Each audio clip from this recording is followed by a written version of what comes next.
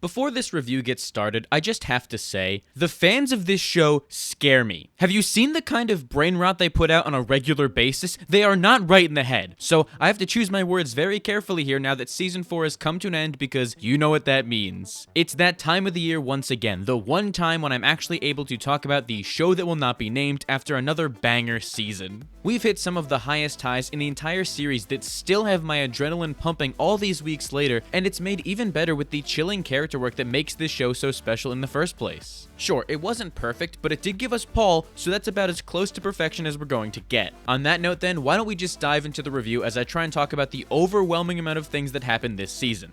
Oh, also, every single video that title card bit always gets me, but this time around, I'm fully prepared for it. I've come to an agreement with the title card, so it's only going to happen once during this entire review when I say the name of the show, and I have no clue when that is, so let's just get started and pray for my sanity. Are you sure? I absolutely loved Invincible Season 4. As someone who has never read the comics, it's always such a joy to go along for the ride without the burden of knowing what comes next for... Really? We're wasting it right away? Okay, man, whatever. At least I can finally say... Come on, man, we had an agreement. Invincible. God, thank you. Was that so hard? I'm just trying to talk about how much I love this show and how much better it is not knowing what to expect. Especially with a show like Invincible, where they are constantly keeping you guessing. Each episode is packed with more surprises than the last as they visit new locations, meet new characters, and take the story in a surprising direction every time, but it all feels so natural. Nothing is done for the sake of shock value, and it's all done in service of the story across the entire series. It also helps that the show is almost always expertly paced. They know exactly when to take a breath after throwing so much at you to let these characters process things. It's how they're able to do so much in one season and not make it feel overstuffed. I really love how Invincible evolves season to season as things continue to get more chaotic for Mark. More than any other season, this one feels like a huge status quo shift for the rest of the series. I feel like we're all going to look back at Season 4 and see just how much changed, as it feels like the end of one era and the beginning of a completely new and even more terrifying one. I still remember thinking how insane Season 1 was all those years ago, but that pales in comparison to the problems we're dealing with in Season 4 as it takes a turn in the most exciting possible ways. Exciting for me, that is, they got Mark in hell this season. Quite literally, too. One of the coolest things about Invincible is how the tone grows alongside Mark. At this point in his life, after being put through so much, his mental state is taking a turn for the worst, and the season reflects that with an overall darker tone that is greatly appreciated. That's not to say it wasn't always mature. It's a very adult show to the point where if I show you certain things, YouTube will execute me, but there's been a noticeable and welcomed shift across the entire board this season as Mark flirts with a more ruthless demeanor. It feels like we've hit a breaking point with him that the season does a great job exploring, especially in relation to Omni-Man's attempt at a redemption arc. It's so fascinating to me how the show contrasts their arcs as Nolan is getting better while Mark is getting worse. That push and pull is definitely my favorite aspect of the season, but I'll talk about that more in the spoiler section that inevitably takes up the vast majority of this video.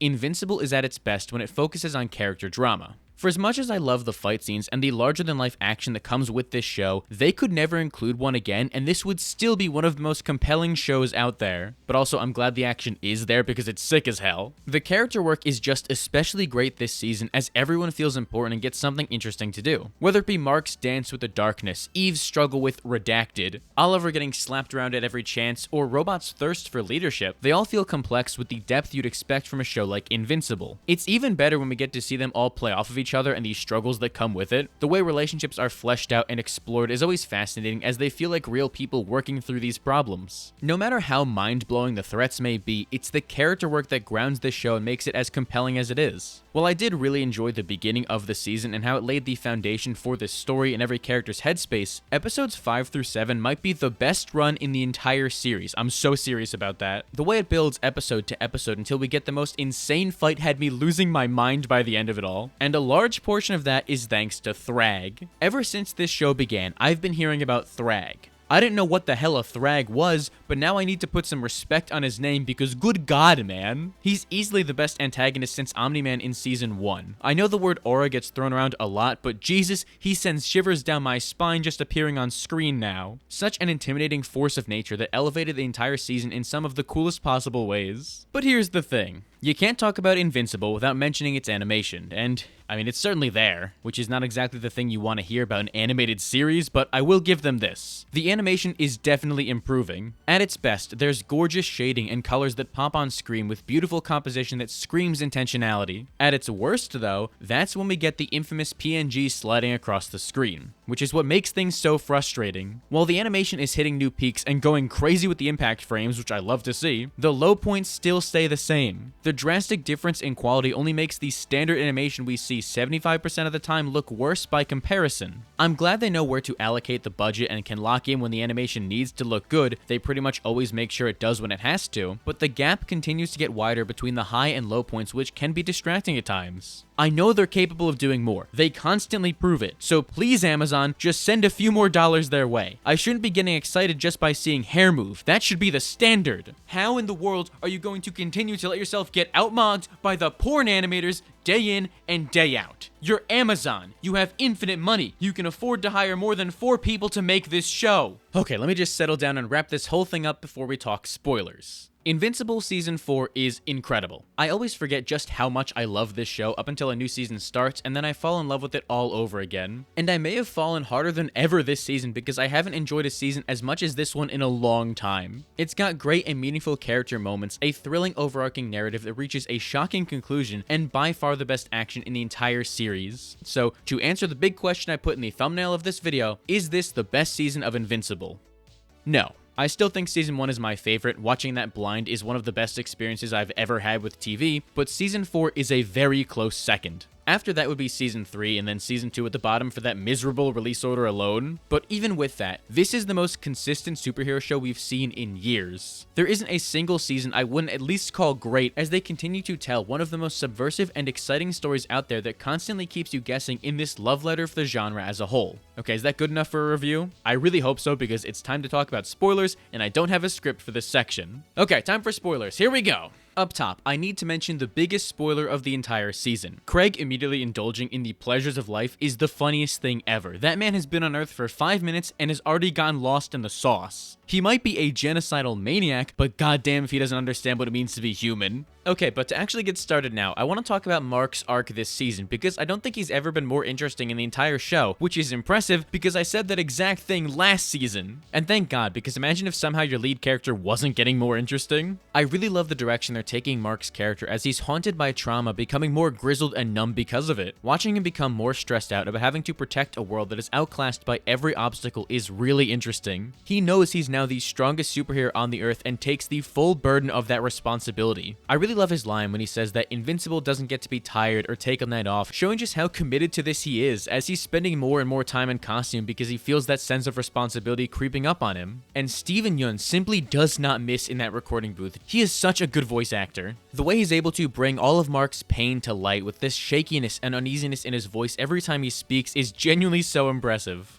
He's able to change his inflection on a dime to go from subdued anxiety to explosive rage, and it always hits. He's in that booth like rent is due. His delivery is always on point and adds so much weight to this character. And when Mark is going through such a drastic change in his personality, you need someone who can deliver on that, and he makes it feel so organic. And all of these extra layers of stress funnel into this debate over the no-kill rule in a really interesting way. Last season ended with Mark coming to this conclusion that he might have to start killing people. And now we get to see this play out in what is effectively the trolley problem on the biggest scale possible. We get to see Mark wonder if it's worth maintaining his soul if it means innocents die in the process of stopping these monsters, or if it's his fault when those people die because of a villain's actions. Constantly going back and forth debating if he pulls the lever and kills the villain himself to prevent these other people from dying. It's one of the most fascinating explorations of the no-kill rule possible, because Mark is actually willing to cross that line when the time comes, meaning that we get to see both sides of this equation from his perspective as he weighs the options. And it allows for a really rich exploration of these themes. That debate becomes even more interesting though, because unlike the other trolley problem, you gotta take into account the fact that if he starts killing, he might end up like his genocidal father.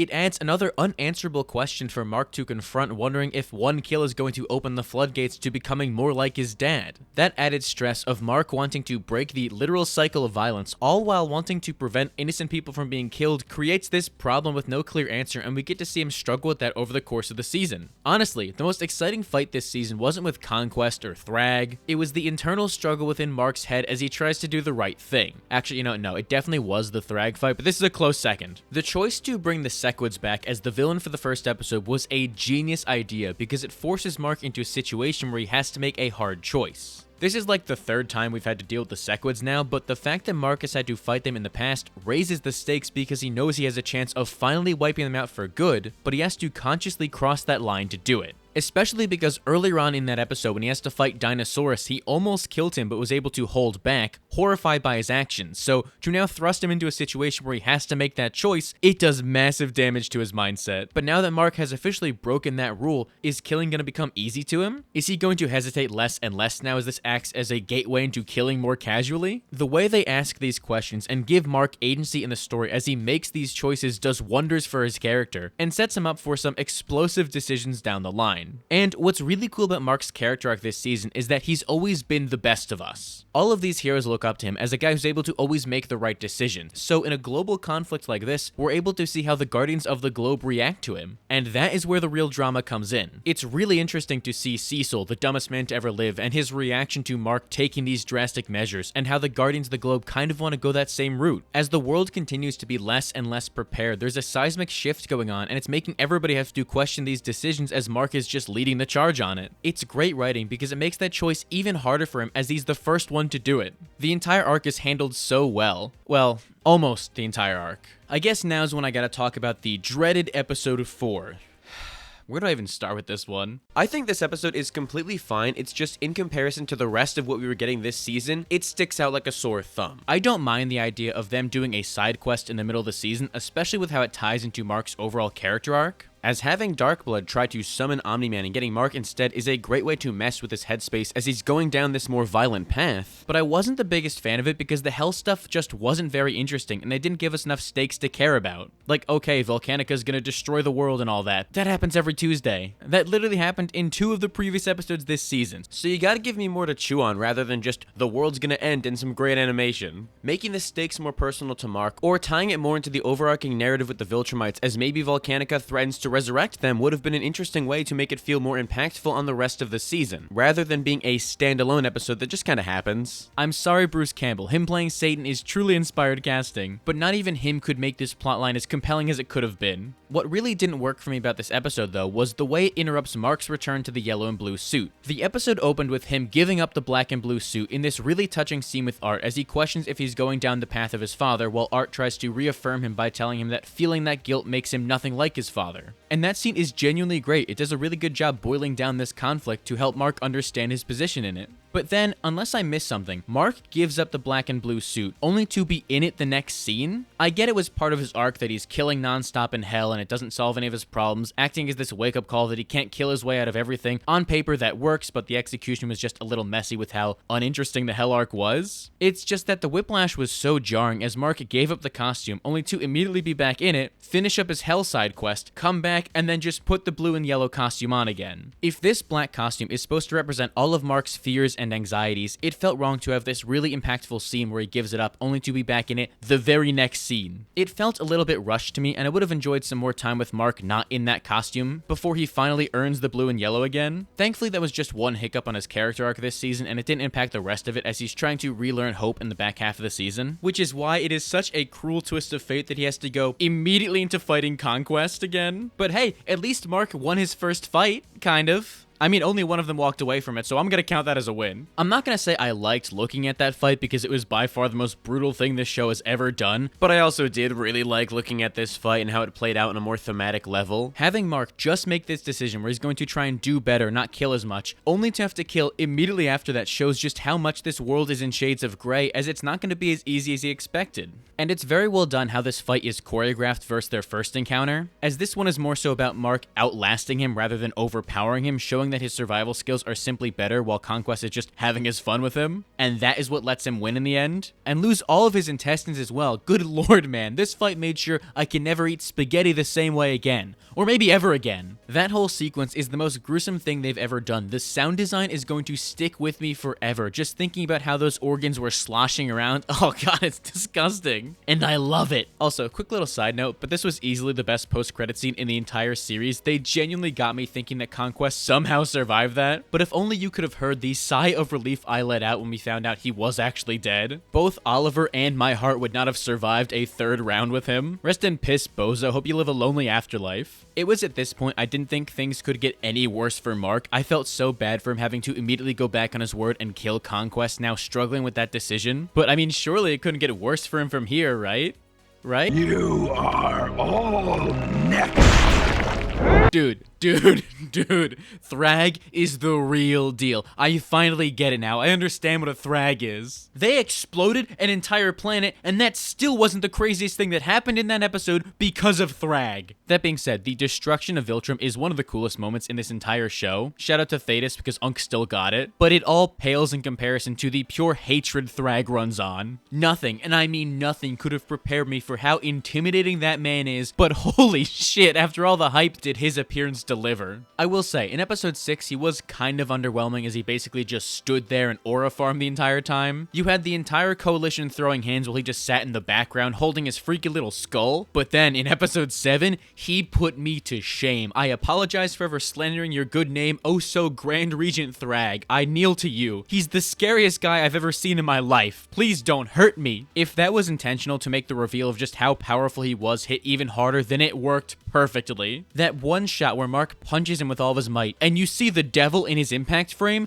I nearly peed my pants and I was just watching that from my house. Mark is so much better than me because I would have flown into the sun as fast as possible after that. He is a demon. Or what's even crazier than that was the whirlwind punch he hit Omni-Man with. You know how powerful you gotta be to bend air from winding up your punch? I'm at a loss for words. They did such a good job building him up as this unstoppable beast and force of nature. I could spend the rest of this video just talking about how cool it was the way he moved around in combat, but we would be here all day, so just know that this season of Invincible unlocked a new fear for me, that being THRAGG. Outside of him being the image I'm gonna see every time I close my eyes now, I do really like THRAGG's motivation in the show and how he almost sees Mark as a savior. With how hard Viltrum was hit by the Scourge virus, it's very interesting to see him on the back foot as he's trying to focus all of his efforts on repopulating their race. So Mark's mere existence acts as living proof that there is potential for the Viltrumites to continue in the future. And the fact that he spared him and talks to him like a regular person because of it is a really interesting layer to add to his character. It's almost like under all of that disgust for him betraying his people, he reveres him in a way and looks to him as someone who can actually save their species. It is such a cool character trait that differentiates him from all the other Viltrumites like Conquest, who's so bloodthirsty, as there's much more of a calculating demeanor behind him. I can't exactly blame Mark for having PTSD, post-THRAGG stress disorder, after going through that battle, because I'd also live in fear after that. Mark gave him everything he had and he didn't even flinch. How are you supposed to just go on with everyday life not knowing where they went after that? It's like when you try to catch a spider in your room and then it disappears, so now you're left wondering if you gotta burn the house down because of it, only on a much more grand scale because this spider can destroy the earth. Honestly, I'm surprised Mark didn't get PTSD sooner with all the horrifying things that's happened to him, but having him develop this PTSD is a great way to make THRAGG's appearance mean something. They do such a great job showing that lingering fear as Mark isn't able to be present in any moments on life anymore. And I really love the way they show Mark's PTSD as the slightest trigger interrupts everything he's doing with jarring violence. That first vision where THRAGG killed Debbie made me jump out of my seat. I didn't think it was real, but it caught me so off guard and the visuals were gnarly. It's really nice to see a superhero show focus on mental health like this and actually acknowledge how traumatized these heroes would be, especially someone like Mark. And I really like that it ended with him asking for therapy. You so rarely see these characters making healthy decisions like that. More heroes can learn from him, honestly. Wanda. It's why I love that finale episode so much, as the series takes a breath to let us explore the ramifications of everything it's been building up to. Like I said up top, Invincible is at its best when it's doing great character work, and the finale was just that. The aura and hype moments are great, but they wouldn't be as good if you didn't have the character work to build it up. And that cliffhanger was insane. I didn't see it coming whatsoever. I fully expected to get another THRAGG rematch, but it is infinitely more interesting to have THRAGG basically do his own secret invasion and have them all live among them on Earth. That's what, like the third time somebody's done Secret Invasion better than the MCU? My favorite thing about it, though, was the decision this entire season had been building up to when THRAGG gave him this ultimatum to either sanction his invasion or he would kill 1 billion people. It's not like Mark had much of a choice, but the fact that he's now technically morally compromised by allowing them to live on the planet as the decision fell on him is going to have some really exciting repercussions in the future when people find out he was complicit. It's why I'm glad Mark has someone like Eve by his side to contrast all that senseless violence, as she's there to be his rock and ground him. If you can't tell, that's my segue into talking about Mark and Eve's relationship. Huge part of the season that we're like, what, 20 minutes into and I haven't even begun to talk about. Eve was the MVP of season 3 for me, so I do wish we could have gotten more of her this time around, but I get that with the structure of the Viltrumite War and her powers being on the fritz, it's hard to do, so I'm glad that we did at least get some really impactful stuff regardless. What we got of her in this arc trying to figure out what's wrong with her powers, I thought they handled incredibly well. Especially because the end result was Thick Eve. Shout out to Thick Eve, everybody. Very big fan of Thick Eve. Could have made her thicker, honestly, but I'll take what I could get because I did not expect her to be pregnant whatsoever. Considering how much pregnancy affects women's bodies in the real world, I do think that's an interesting wrinkle to see how that would affect someone with superpowers even more, especially with abilities as overpowered as hers. And I think that they do a good job giving that story the time it needs as we explore Eve's fear of becoming a mother. Her own struggle of debating whether she should tell Mark or not when he's about to embark on this war was crushing as she had to deal with this loneliness and trying to figure out this entire situation by herself. So by the time Mark got back to Earth, I fully expected him to have a human baby there, but Eve getting an abortion was the right thing to do. People are going to be weird about it because people are always weird about women's bodies despite the fact that abortion is a human right, but she had every reason not to go forward with this baby. For starters, having to raise a kid is hard enough, but having to do it alone with superpowers is a horrifying thought, and her family life with her parents is already a mess, so I can understand her not wanting to put that burden and pressure onto her and them. And also, she's not ready to be a parent. People who aren't ready to become parents should not become parents. It's not fair to the kid. She was isolated for months without any idea if Mark was ever going to even return. It was the responsible thing to do.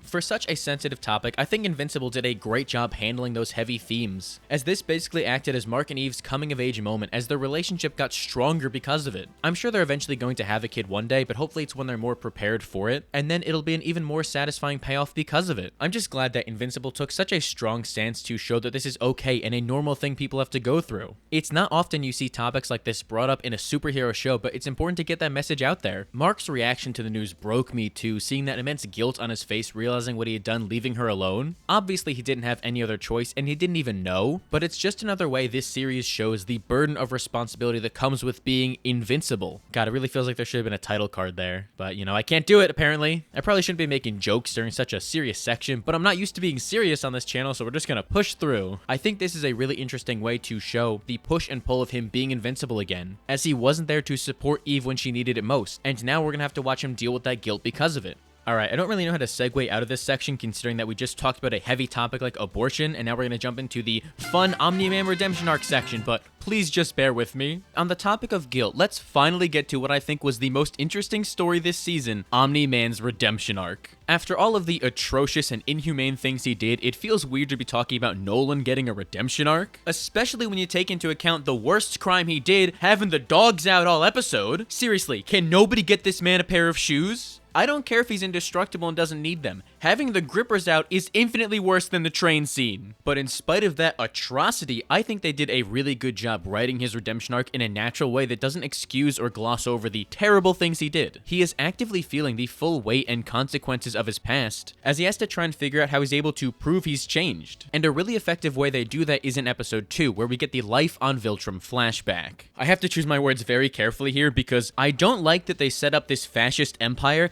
and then made me feel sympathy for them. Not overall, I swear I'm not about to become a Viltrum defender. Unless THRAGG comes after me, then I've always been Team Viltrumite, right? But seeing how the Scourge virus wiped them out was truly horrifying. This shot right here might be my favorite of the entire season, as they pull out to show you the sheer mass of bodies caused by this virus, with casualties going further than the eye can see. That image is going to stick with me for a long time, and did a lot to give us more context on what the Viltrumites have been through and why they are the way they are, trying to recontextualize their story of that as survival, even if they are doing it in the worst possible ways. It adds so much depth and nuance to their characters, but especially Nolan, as we get to see his parents beat the shit out of him in this trial by combat. It really puts into perspective that violence was all Nolan knew. He was caught in the most dangerous cycle of abuse I've ever seen. It doesn't justify it, but it finally explains why he was able to kill humans so easily, as he was taught that way his entire life. It's like how we kill spiders and other bugs. Do you feel immense guilt for that, or do you just move on with your day? That is exactly how the Viltrumites saw humanity, as a lesser life form. But even all the way back in Season 1, you could tell that there was some good still remaining in Omni-Man, and that being with humanity did actually change him because he didn't kill Mark on the spot. That moment of hesitation as he abandoned his mission set the groundwork for this season as we watch Nolan try and earn his family's trust back. And at every turn, it is so compelling. Whenever Omni-Man is on screen, the show is at its best, and I think they do such a good job making him earn this redemption arc, especially considering that he doesn't even succeed by the end of the season. It is a slow race to break down those walls and build that trust back up, and I'm really glad that they didn't speed through it. For as out there as this show can get, it is so much more realistic to see them deal with these problems in a natural way, and it makes the stakes feel all the more real because of it. We get to see Nolan spend the entire season questioning if a redemption arc is even possible. He killed so many people and basically atomized Chicago, which, I mean, not much was lost, but is there any road back for someone who's done that? Especially considering that with distance from what happened, he's been able to see the error of his ways and is genuinely remorseful for his actions, but he also knows he can't undo the horrible things he did. It's a tricky line to walk, proving you've changed when you've killed thousands of people, but thankfully he's got Alan the alien there to help guide him, and I love their dynamic so much. Especially when Alan can't stop f***ing. That man is a dog in there. Every single time they cut back to Nolan struggling to sleep because of all the sounds, I lost my mind even more. That's the best bit in this entire show. But I love their dynamic so much because even after all the bad things Nolan did, Alan still showed him kindness. That was a huge wake-up call for Nolan and endeared Alan to him, as we got the best pairing in the entire series out of it. I love what this season does with their dynamic, as they're now finally free and on their own to try and fight back against the Viltrumites, assembling this team with a coalition of planets so they can actually stand a chance in the war. Having Omni-Man reveal every single possible weakness to the Viltrumites was a great way to show he actually means what he says, because he's putting his own life on the line here to protect everybody else from his own people. And I really like how Alan wears him down over the course of that second episode into joining the Resistance. It also means that Thetis gets more play this season as the betrayer, showing Omni-Man that there is a way back, and he's living proof of it. That big reveal too that Thetis was the one who caused the plague is a really interesting wrinkle to that dynamic, as Nolan has past emotions come back and cloud his present judgment, but I love the way that informs his decisions, as his memories of the genocide his own people faced inspires him to finally join the cause and stop that from happening to other races. Which in turn brings Nolan back to Earth and gives us the best part of this whole redemption arc, seeing him struggle with his family. Obviously his dynamic with Mark is the strongest part of this entire show and basically the backbone of the series, so I do really enjoy him trying to win Mark back over, as Mark is completely indifferent to his attempts and only wants to work alongside him because he knows it's the only way they'll defeat the Viltrumites. But it's everything that happens with Debbie that steals the entire season for me. Having Nolan re-enter her life after she's finally found her sense of happiness is so brutal, just thrusting all this trauma right back onto her. But at least she's got Paul, for now. It's why I loved her dynamic with Paul so much, because he's just a chill guy who actually lets her be happy. It's about time we got a good Paul in comics too. Genuinely really funny that Spider-Man's Paul is public enemy number 1, while Invincible's Paul is the GOAT. I'm fully convinced that they had Debbie break up with Paul because he would have soloed THRAGG, and you can't convince me otherwise. But to get back on track, Sandra Oh gives the single greatest performance this series has ever seen. Her monologue to Nolan was genuinely chilling. I didn't blink for a single second she was talking. All of that pent-up pain and anger boiling out over the surface until she just explodes at him and lets him hear exactly what he needs to. It is so sad and hard to watch, but does a great job reminding you of all the horrible things Nolan did after we just saw him do so much of this fun stuff in previous episodes. It is a much-needed crash back to reality for Nolan, because to me it seemed like he thought this would be easier than it was, especially when you compare it to how he was treated by the Thraxans, as their lifespans are so short that they're much more forgiving than humanity. The grace they showed him was the first indication that there might actually be a way back for him, and I feel like it gave him this false hope that humanity would be the same way. And I love that, as he almost gets frustrated with it. It makes him a much more interesting character and oddly more human than ever, as he has to deal with this complex web of emotions. That scene with Art on the roof does a really good job showing that, as he tries to go back to the way things used to be despite not doing the work with the people he hurt. I'm really glad that Art stood up to him, saying that he only makes costumes for heroes, because that cuts so deep and Nolan needed to hear those words. And that sigh of relief Art let out when Nolan left did a really good job to show how people look at him. He is rightfully a monster in their eyes.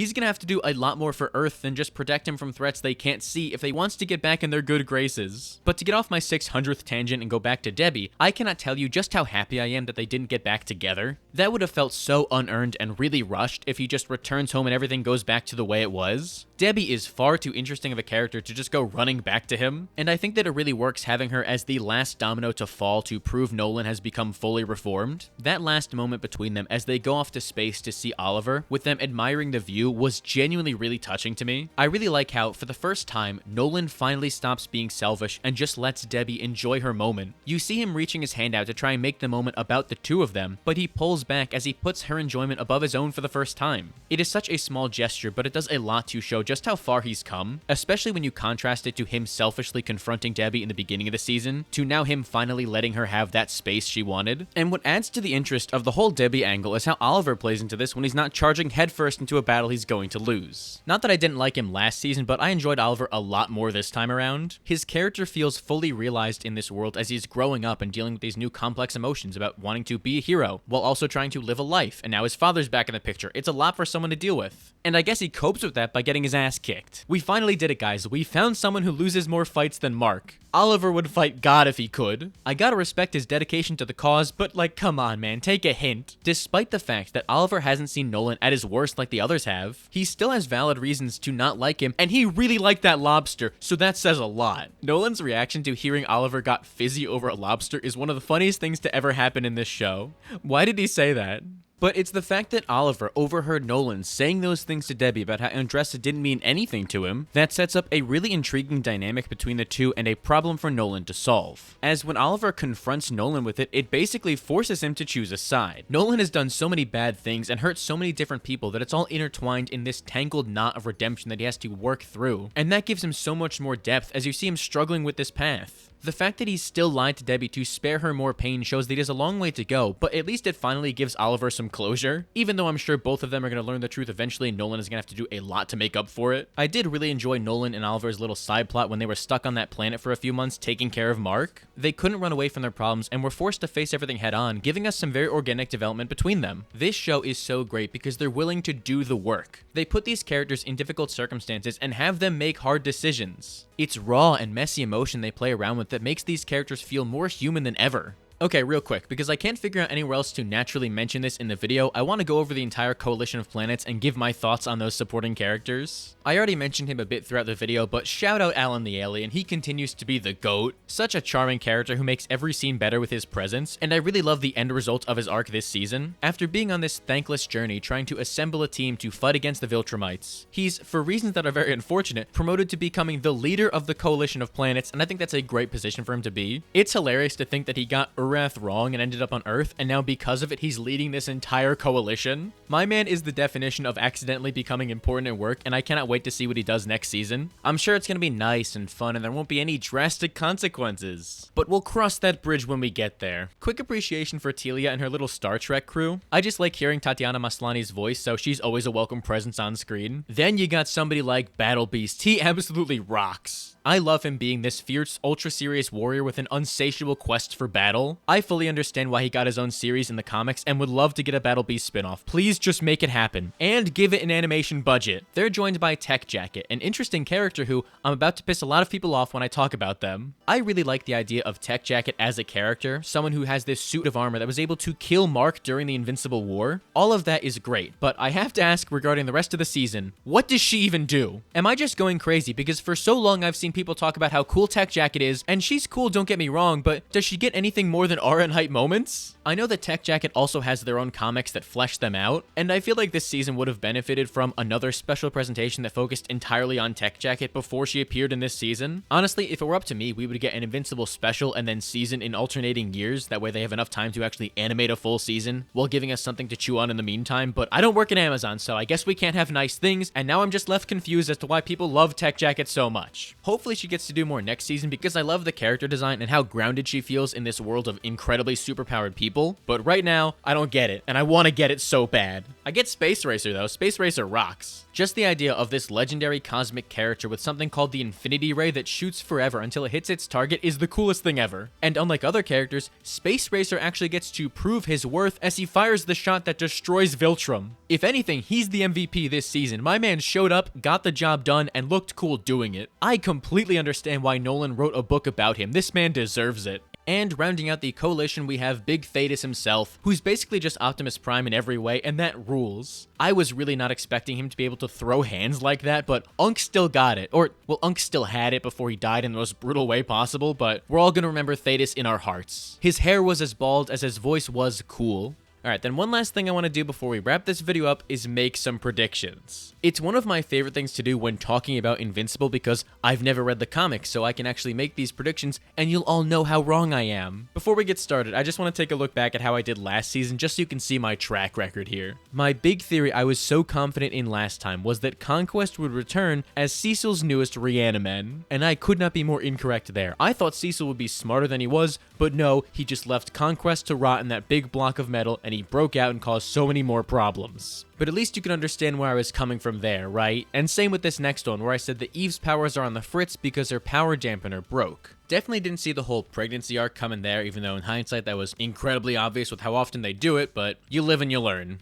At least I predicted Omni-Man's redemption arc. Kinda, not really. All I said was that he would have a redemption arc, which the show was basically telling us already. My big theory was that Nolan would arrive back on Earth right when Mark was about to kill someone, and then you would have some insane conflict as he's the one telling Mark not to kill. A little bit too on the nose there, but my heart was in the right place. Then the last big prediction I made for Season 4 was that Angstrom Levy would return with those other guys for a planet-wide invasion. Hold on, I gotta go in my mind palace and remember who those other guys were. Right, the technicians. Okay, got it. Yeah, that didn't happen at all. We didn't even get a tease at Angstrom Levy this season, so I'm really bad at making predictions, but I will not flinch. Here we go. Predictions for Season 5 of Invincible from someone who has never read the comics and avoids spoilers. Hopefully I do better than last time. Let's start off with a familiar one, because I do think Angstrom Levy will actually return again as a servant of the technicians. Mark was off-world for most of this season, so you couldn't exactly bring him back yet, but next season is the time to do it. Maybe after Mark is starting to feel like himself again, you bring back Angstrom as a test to see if he's committed to this new hopeful mindset.